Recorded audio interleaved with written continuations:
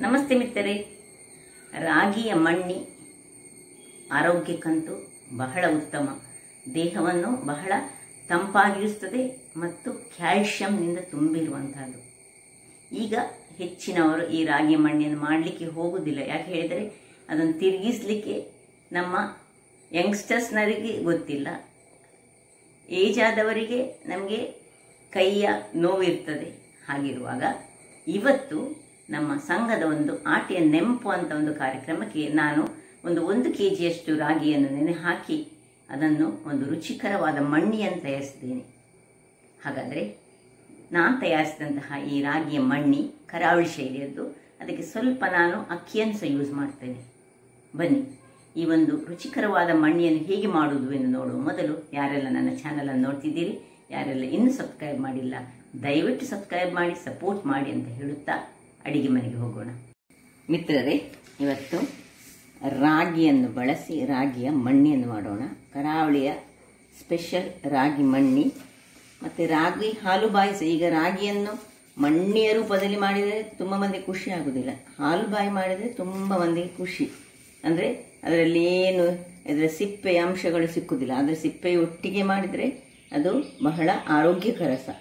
ಇವತ್ತು ನಮ್ಮದೊಂದು ಆಟಿಯ ವಿಶೇಷದ ದಿನ ಉಂಟು. ಅಂದರೆ ನಮ್ಮ ಸಂಘದಲ್ಲಿ ಹಬ್ಬವನ್ನು ಆಚರಿಸ್ತಿದ್ದೇವೆ ಆಟಿಯ. ಅದಕ್ಕೆ ಇವತ್ತು ನಾನು 1 ಕೆಜಿಯಷ್ಟು ರಾಗಿ, ನೋಡಿ 1 ಕೆಜಿಯಷ್ಟು ರಾಗಿಯನ್ನು ನಿನ್ನೆ ರಾತ್ರಿ ನೆನೆ ಹಾಕಿದ್ದೇನೆ. ಮತ್ತು 1 ಕೆಜಿಗೆ 100 ಗ್ರಾಮ್ಸ್ನಷ್ಟು ಈ ಬೆಳ್ತಿಗೆ ಅಕ್ಕಿಯನ್ನು ಸಹ ನೆನೆ ಹಾಕಿದ್ದೇನೆ. ಇಲ್ಲಿ ಅರ್ಧ ಕೆಜಿ ಬೆಲ್ಲ ಉಂಟು, 3/4 ಕೆಜಿ ಸಹ ತಗೊಳ್ಬೋದು. ಸಿಹಿ ಹೆಚ್ಚು ಬೇಕಿದ್ರೆ ಸ್ವಲ್ಪ ಹೆಚ್ಚು ತೆಗೆದುಕೊಳ್ಬೋದು, ಬೆಲ್ಲ ನಿಮ್ಮ ಸಿಹಿಯ ಅನುಗುಣವಾಗಿ. ಮತ್ತು 1-1.5 ಚಮಚದಷ್ಟು ಏಲಕ್ಕಿ ಪುಡಿ ತೆಗೆದುಕೊಂಡಿದ್ದೇನೆ. ಮತ್ತು ಇಲ್ಲಿ ತೆಂಗಿನ ತುರಿ, ಮತ್ತು ನಮಗೆ ಒಂದು 100 ಗ್ರಾಮ್ಸ್ನಷ್ಟು ಅಥವಾ 50 ಗ್ರಾಮ್ಸ್ ಸಾಕು ತುಪ್ಪ ಬೇಕು. ಈಗ ಇದನ್ನು ಮೊದಲಿಗೆ ನಾವೇನು ಮಾಡೋ ಹೇಳಿದರೆ ಒಂದು ಗ್ರೈಂಡರಿಗೆ ಹಾಕೊಳ್ಬೋದು, ಅಥವಾ ಹೀಗೆ ಮಿಕ್ಸಿಯಲ್ಲಿ ಸ್ವಲ್ಪ ಎಷ್ಟು ಆಗ್ತದೆ ಅಷ್ಟನ್ನು ಸುಲಿಗೆ 1/4 ಕೆಜಿಯಷ್ಟು ಹಾಕ್ಕೊಂಡೆ. ಮತ್ತು ಸ್ವಲ್ಪ ಇದಕ್ಕೆ ಈ ಅಕ್ಕಿಯನ್ನು ಸಹ ಇದರಲ್ಲಿ ಹಾಕ್ಕೊಂಡು ತೆಂಗಿನ ತುರಿ ಸಹ ಒಟ್ಟಿಗೆ ಸುಲಭ ರೀತಿಯಲ್ಲಿ ನಾವಿವತ್ತು ಮಾಡ್ಕೊಳ್ಳೋಣ. ತೆಂಗಿನ ತುರಿ ನಾನು ದೊಡ್ಡ ಒಂದು ತೆಂಗಿನಕಾಯಿಯನ್ನು ತೆಗೆದುಕೊಂಡಿದ್ದೇನೆ. ಅದರಿಂದಾಗಿ ತುರಿಗೆ ಸ್ವಲ್ಪ 1/4 ಭಾಗದಷ್ಟು ಅದರದ್ದು ಹಾಕೊಳ್ಳೋಣ. ಅಂದರೆ ಒಟ್ಟಿಗೆ ನಾನು 3 ಬಾರಿ ಇದನ್ನು ಗ್ರೈಂಡ್ ಮಾಡ್ತೇನೆ ಅಂತಿದ್ದೇನೆ.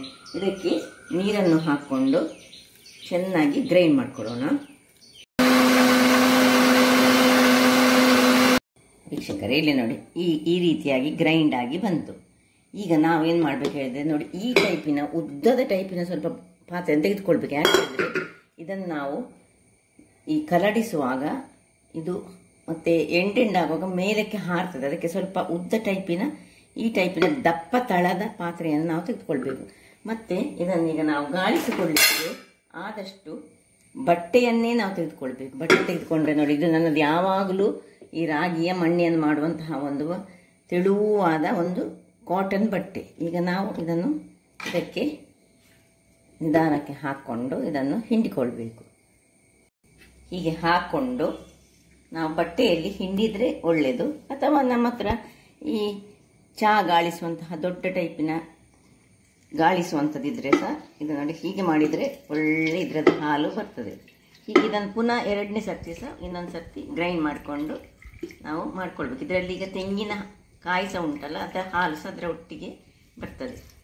ಎಲ್ಲವನ್ನು ಸಹ ನಾನು ಹೀಗೆ ನೋಡಿ ಒಂದು ಸರ್ತಿ ಹಿಂಡಿ ಆದಮೇಲೆ ಸರಿಯಾಗಿ ಹಿಂಡಿಕೊಳ್ಬೇಕು. ಎಲ್ಲ ಹಿಂಡಿ ಪುನಃ ಇದರಲ್ಲಿರುವ ಅಂಶವನ್ನು ಪುನಃ ಇದಕ್ಕೆ ಹಾಕ್ಕೊಳ್ತೇನೆ. ಸ್ವಲ್ಪ ಹಾಲು ಬಂತಲ್ಲ, ಇನ್ನು ಪುನಃ ಇದಕ್ಕೆ ಹಾಕ್ಕೊಂಡು ಇದಕ್ಕೆ ಪುನಃ ನೀರನ್ನು ಹಾಕ್ಕೊಂಡು ಸ್ವಲ್ಪ ಗ್ರೈಂಡ್ ಮಾಡಿ ಹೀಗೆ ನಾವು ಇದನ್ನು ಸೀವ್ ಮಾಡಿಕೊಳ್ಬೇಕು. ಇದರಲ್ಲಿ ಸಾಕ್ತದೆ, ಅಥವಾ ನಮ್ಮ ಹತ್ರ ಇರುವಂತಹ ಗಾಳಿಸುವಂತಹ ಇತರ ಉಪಕರಣಗಳಿದ್ದರೆ ಅದರಲ್ಲಿ ಸಾಕ್ತದೆ. ಬಟ್ಟೆಯಲ್ಲಿ ಮಾಡಿದರೆ ಮಾತ್ರ ಬಹಳ ಸೂಕ್ತ. ಇದಕ್ಕೆ ಪುನಃ ಸ್ವಲ್ಪ ನೀರನ್ನು ಹಾಕೊಳ್ಳೋಣ.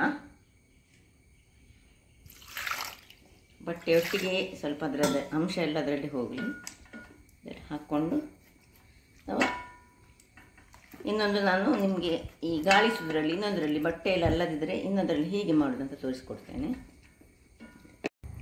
ಅದೇ ಹಿಟ್ಟನ್ನು ಪುನಃ ನೋಡಿ ತೆಗೆದುಕೊಂಡೆ, ಗ್ರೈಂಡ್ ಮಾಡಿದೆ. ಇದನ್ನು ಬೇಕಿದ್ರೆ ಇಂತಹ ಬಟ್ಟೆಯಲ್ಲಿ ಕಷ್ಟ ಆಗುವುದಾದರೆ ಇದರಲ್ಲಿ ಸಹ ಮಾಡಿಕೊಳ್ಬೋದು ನೋಡಿ. ಹೀಗೆ ಮಾಡಿಕೊಂಡು ಆದಷ್ಟು ಇದರಲ್ಲಿರುವ ಹಾಲನ್ನು ತೆಗೆದುಕೊಳ್ಬೇಕು.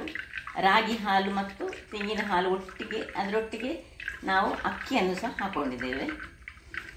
ಅಥವಾ ಬೇಕಿದ್ರೆ ಅಕ್ಕಿಯನ್ನು ಸಪರೇಟಾಗಿ ಗ್ರೈಂಡ್ ಮಾಡಿಕೊಂಡು ಅದನ್ನು ಮತ್ತೆ ಸಹ ಸೇರಿಸ್ಕೊಳ್ಬೋದು.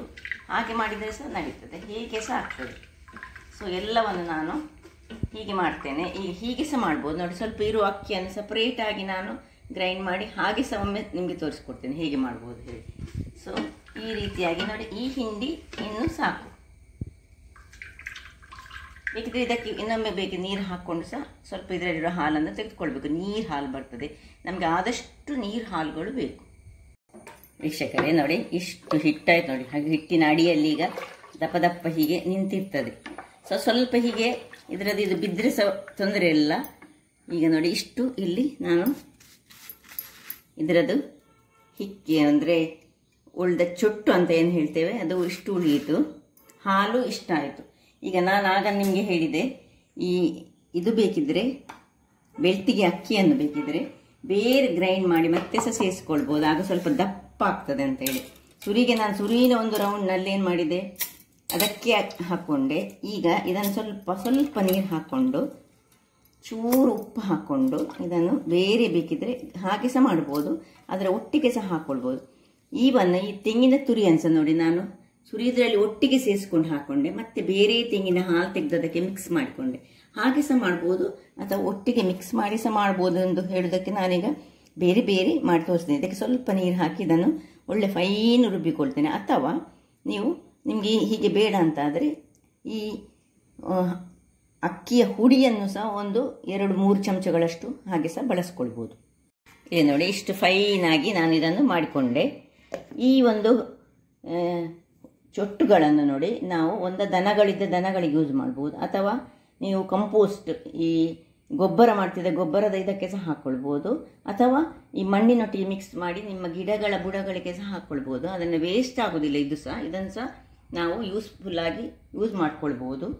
ಈಗ ನಾವು ನೋಡಿ ಇಲ್ಲಿ ಬೆಲ್ಲವನ್ನು ಹಾಕ್ಕೊಳ್ಳಿಲ್ಲ ಇದಕ್ಕೆ. ಇದನ್ನು ಚೆನ್ನಾಗಿ ಈಗ ಕಲಡಿಸಿಕೊಳ್ಳೋಣ. ಅದರ ಅಡಿಯಲ್ಲಿ, ಈ ಹಾಲಿನ ಅಡಿಯಲ್ಲಿ ನಮ್ಮ ಈ ರಾಗಿಯ ಅಂಶಗಳೆಲ್ಲ ತಳದಲ್ಲಿ ಕುತ್ಕೊಂಡಿರ್ತದೆ. ಚೆನ್ನಾಗಿ ಕಲಸಿಕೊಂಡು ಇದಕ್ಕೆ ಸ್ವಲ್ಪ ಅರ್ಧ kg ಬೆಲ್ಲವನ್ನು ಹಾಕ್ಕೊಳ್ತಿದ್ದೇನೆ ನಾನು. ಬೇಕಿದ್ದರೆ ಬೆಲ್ಲವನ್ನು ನೀವು ನೀರು ಮಾಡಿ ಕ್ಲೀನ್ ಮಾಡಿ ಹಾಗೆ ಸಹ ಗಾಳಿಸಿ ಸಹ ಹಾಕ್ಕೊಳ್ಬೋದು, ಹೀಗೆ ಸಹ ಹಾಕ್ಕೊಳ್ಬೋದು. ನೀಟ್ ಬೆಲ್ಲ ಆದರೆ ಸೀದಾ ಹಾಕ್ಕೊಳ್ಳಿ, ಇಲ್ಲದಿದ್ದರೆ ನಾವು ಅದನ್ನು ಚೆನ್ನಾಗಿ ಒಂದು ನೀರಿನಲ್ಲಿ ಗಾಳಿಸಿಕೊಂಡು ಹಾಕ್ಕೊಂಡ್ರೆ ಕುದಿಸಿಕೊಂಡು ಈಗ ಇದಕ್ಕೆ ಗ್ಯಾಸ್ನಲ್ಲಿ ಹೊತ್ತಿಸಿಕೊಂಡು ಇದನ್ನು ತಿರುಗಿಸಿಕೊಳ್ಳೋಣ ಕಂಟಿನ್ಯೂಸ್ ನೋಡಿ. ಇನ್ನು ಇದಕ್ಕೆ ಪುನಃ 1-2 ಲೋಟಗಳಷ್ಟು ನೀರನ್ನು ನಾನು ಸೇರಿಸ್ಕೊಳ್ತೇನೆ. ಸೇರಿಸ್ಕೊಂಡು ಇದನ್ನು ತಳ ಹಿಡಿಯದ ಹಾಗೆ ನಾವು ಕಂಟಿನ್ಯೂಸ್ ಆಗಿ ತಿರುಗಿಸ್ಕೊಳ್ಬೇಕು. ಅದಕ್ಕೋಸ್ಕರ ನಾನು ಇಂಥ ಎತ್ತರದ ಪಾತ್ರೆಯನ್ನು ತೆಗೆದುಕೊಂಡಿದ್ದೇನೆ. ಅದು ಮತ್ತು ಹಾರ್ತದೆ ಸಹ ಅದು ಕುದಿಯುವಾಗ. ಈಗ ಅಲ್ಲ, ಈಗ ಇದಕ್ಕೆ ತುಂಬ ಹೊತ್ತುಂಟು. ಸಾಧಾರಣ ಒಂದು ½ an hourನಷ್ಟು ಟೈಮು ಮಿನಿಮಮ್ ಆಗಿ ನಾವು ಇದಕ್ಕೆ ತಗೊಳ್ತದೆ ಇದು. ಈಗ ಇದಕ್ಕೆ ಒಂದು ಚೂರು ಉಪ್ಪನ್ನು ನಾನು ಹಾಕ್ಕೊಳ್ತೇನೆ, ರುಚಿಗೆ ತಕ್ಕಷ್ಟು. ಇಷ್ಟು ನೋಡಿ, ಇಷ್ಟು ಉಪ್ಪನ್ನು ಹಾಕ್ಕೊಂಡು ಹೀಗೆ ಕಂಟಿನ್ಯೂಸ್ ಆಗಿ ತಿರುಗಿಸ್ತೇನೆ. ಇಂದು ನಡುವಲ್ಲಿ ನಿಮಗೆ ತೋರಿಸ್ತೇನೆ ಯಾವಾಗ ತುಪ್ಪ ಹಾಕಬೇಕು, ಯಾವಾಗ ಏಲಕ್ಕಿ ಹಾಕಬೇಕು, ಮತ್ತು ಯಾವ ಹದಕ್ಕೆ ಬರುವಾಗ ಇದನ್ನು ನಾವು ಈ ಒಂದು ಬಟ್ಟಲುಗಳಿಗೆ ಸೋಸಿಕೊಳ್ಬೇಕಂತ. ಈಗ ಇದನ್ನು ಕಂಟಿನ್ಯೂಸ್ ಆಗಿ ನಾನು ತಿರುಗಿಸ್ತಾನೇ ಇಟ್ಕೊಳ್ತೇನೆ ನೋಡಿ. ಈಗ ಈ ಬೆಲ್ಲ ಹಾಕಿ ಆಯಿತು, ಉಳಿದದೆಲ್ಲ ಹಾಕಿ ಹೀಗೆ ಕಲಡಿಸಿ ಎಲ್ಲ ಅಡಿಯಲ್ಲಿರೋ ಕಲಡಿಸಿದ ಮೇಲೆ ಪುನಃ ನಾವೇನು ಗ್ರೈಂಡ್ ಮಾಡಿಕೊಂಡಿದ್ದೇವೆ ಅಕ್ಕಿ, ಇದನ್ನು ಸಹ ಇದಕ್ಕೆ ಹಾಕ್ಕೊಳ್ಳೋದು. ಎಷ್ಟು ಬೇಕಷ್ಟು ನೀವು ಹಾಕ್ಕೊಂಡ್ರೆ ಆಯಿತು. ಹಾಕ್ಕೊಂಡು ಚೆನ್ನಾಗಿ ಕಲಡಿಸ್ಕೊಳ್ಬೇಕು. ಹೀಗೆ ಇದಕ್ಕೆ ಸಾಧಾರಣ ಒಂದು ಅರ್ಧ ಗಂಟೆಯಷ್ಟು ನಮಗೆ ಬೇಕಾಗ್ತದೆ ನೋಡಿ. ಒಲೆಯಲ್ಲಿ ಇಟ್ಟ ಮೇಲೆ ನಾನು ಇದನ್ನು ಹೀಗೆ ತಿರುಗಿಸ್ತಾನೇ ಇರಬೇಕು. ಯಾಕೆ ಹೇಳಿದರೆ ಇದರ ಅಡಿ ಇಲ್ಲದೆ ತಳ ಹಿಡಿತದೆ. ತಳ ಹಿಡಿಯೋಕ್ಕೆ ಬಿಡಬಾರ್ದು ಮತ್ತು ಇದು ಒಳ್ಳೆ ಇದರಲ್ಲಿ ಬೇಯಬೇಕು. ಅದಕ್ಕೆ ನಾನು ಇನ್ನೂ ಸ್ವಲ್ಪ ನೀರನ್ನು ಸ್ವಲ್ಪ ಹಾಕ್ಕೊಳ್ತೇನೆ. ಈ ಅಕ್ಕಿಯ ಹಿಟ್ಟೇನು ಹಾಕಿದ್ದೇನೆ ನಾನು, ಅಕ್ಕಿ ಗ್ರೈಂಡ್ ಮಾಡಿದ್ದನ್ನು, ಅಕ್ಕಿಯ ಬ್ಯಾಟರ್ ಅದು ಹಾಕಿದ ಮೇಲೆ ಹೀಗೆ ಸ್ವಲ್ಪ ಸ್ವಲ್ಪ ನೀರನ್ನು ಹಾಕಿ ಚೆನ್ನಾಗಿ ಕಲಡಿಸಿಕೊಂಡು ಇನ್ನು ಅರ್ಧ ಗಂಟೆಗಳ ಕಾಲ ಹೀಗೆ ಇದನ್ನು ಕಲಡಿಸ್ತಾನೇ ಇರಬೇಕು. ಅದು ಒಂದು ಹದಕ್ಕೆ ಬರಲಿಕ್ಕೆ ಆಗುವಾಗ ಯಾವ ಟೈಮ್ನಲ್ಲಿ ತುಪ್ಪ ಹಾಕಬೇಕು, ಯಾವ ಟೈಮ್ನಲ್ಲಿ ಏಲಕ್ಕಿ ಹಾಕಬೇಕಂತ ನಾನು ನಿಮಗೆ ತಿಳಿಸ್ಕೊಡ್ತೇನೆ. ವೀಕ್ಷಕರೇ, ಇಲ್ಲಿ ನೋಡಿ ಇದೀಗ ಗಂಟು ಒಳ್ಳೆ ನೋಡಿ, ನಾನು ಇದನ್ನು ಅರ್ಧ ಗಂಟೆಯಿಂದ ಇದನ್ನು ಹೀಗೆ ತಿರುಗಿಸ್ತಾ ಇದ್ದೇನೆ. ಈ ಹೊತ್ತಿನಲ್ಲಿ ಈಗ ನಾವು ಇದಕ್ಕೆ ಒಂದು 2 ಚಮಚದಷ್ಟು ತುಪ್ಪವನ್ನು ಹಾಕೊಳ್ತಿದ್ದೇನೆ. ನಾನು ತುಪ್ಪ ಹಾಕ್ಕೊಂಡು ಪುನಃ ಇದನ್ನು ಚೆನ್ನಾಗಿ ತಿರುಗಿಸ್ಕೊಳ್ಬೇಕು. ನೋಡಿ ಹೇಗೆ ಬಂತು ನೋಡಿ, ಈ ರೀತಿಯಾಗಿ ಬರಬೇಕು. ಇದು ಹೀಗೆ ಅಂದರೆ ಅದರಲ್ಲೇ ಆ ಹಾಲು ಕುದ್ದು ಕುದ್ದು ಕುದ್ದು ಇದರಲ್ಲಿ ಬೆಂದು ಹೋಗಬೇಕು. ಅದರೊಟ್ಟಿಗೆ ನಾವೇನು ಅಕ್ಕಿಯ ಹಿಟ್ಟನ್ನು ಹಾಕಿದ್ದೇವೆ ಅದು ಸಹ ಅದರಲ್ಲಿ ಒಳ್ಳೆ ಬೆಂದು ಹೋಗಬೇಕು. ಅದರೊಟ್ಟಿಗೆ ಆ ನಮ್ಮ ತೆಂಗಿನ ಹಾಲು ಮಿಶ್ರ ಆಗಿ ನೋಡಿ 2 ಚಮಚ ಆಯ್ತಲ್ಲ. ಇನ್ನು ಪುನಃ 2 ಚಮಚಗಳಷ್ಟು ತುಪ್ಪವನ್ನು ಹಾಕೊಳ್ತಿದ್ದೇನೆ.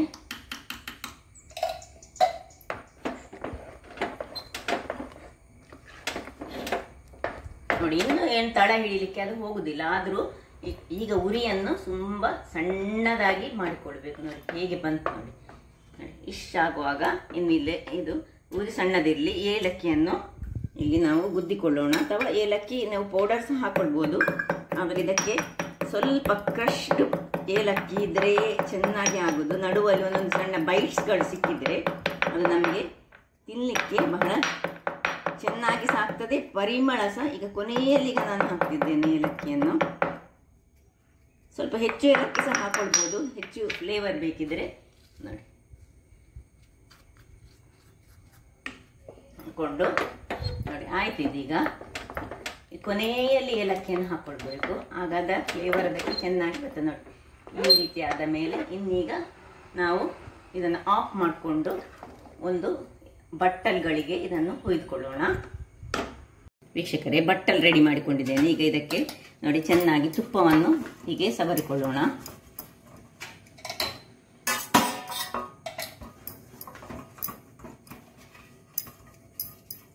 ಹಾಗೆ ಇನ್ನೊಂದಕ್ಕೆ ಸಹ ಸ್ವಲ್ಪ ತುಪ್ಪವನ್ನು ಸವರಿಕೊಂಡು ಇದರಲ್ಲಿ 2-3 ಬಟ್ಟಲ್ಗಳಷ್ಟು ಆಗ್ತದೆ. ಒಂದು ಪೀಸಸ್ ಸಾಧಾರಣ ಒಂದು 100 ಪೀಸಸ್ಗಳಷ್ಟು, 1 kgಯಲ್ಲಿ 100 ಪೀಸಸ್ಗಳಷ್ಟು ಆಗ್ತದೆ. ಸೊ ಸ್ವಲ್ಪ ತುಪ್ಪವನ್ನು ಹೀಗೆ ಸ್ಪ್ರೆಡ್ ಮಾಡಿಕೊಂಡ್ರೆ ಮತ್ತೆ ಅದು ಪರಿಮಳ ಸಹ ಆಗ್ತದೆ. ಮೇಲಿಂದ ಸಹ ಸ್ವಲ್ಪ ಹಾಕ್ಕೊಳ್ಬೇಕು. ಈಗ ನೋಡಿ ಎಲ್ಲದನ್ನು ತೆಗೆದುಕೊಂಡು ನೋಡಿ ಬಿಸಿ ಬಿಸಿ ಬಿಸಿ ಉಂಟು, ಜಾಗ್ರತೆ ಮಾಡಬೇಕು, ಅದು ಹಾರ್ತದೆ. ಅದರಿಂದಾಗಿ ನಾವು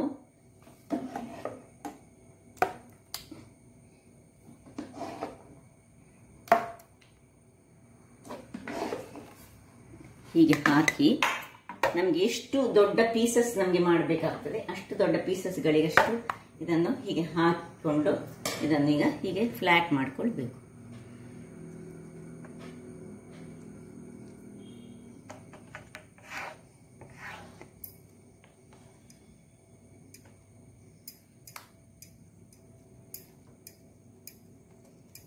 ಈ ರೀತಿಯಾಗಿ ಮಾಡಿ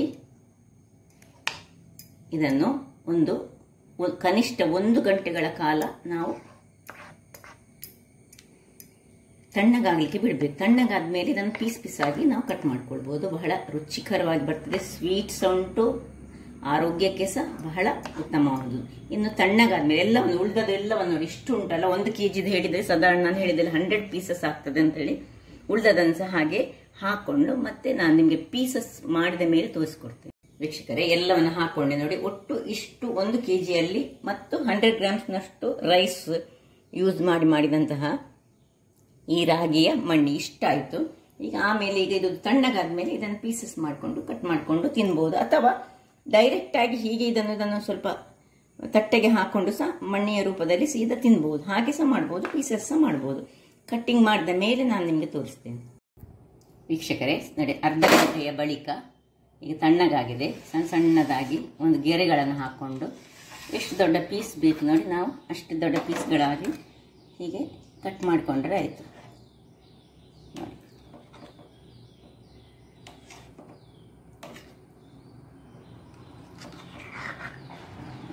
ಹೇಗೆ ಬರ್ತದೆ ನೋಡಿ, ಈ ರೀತಿಯಾಗಿ ಈ ಪೀಸಸ್ಗಳು ಬರ್ತದೆ.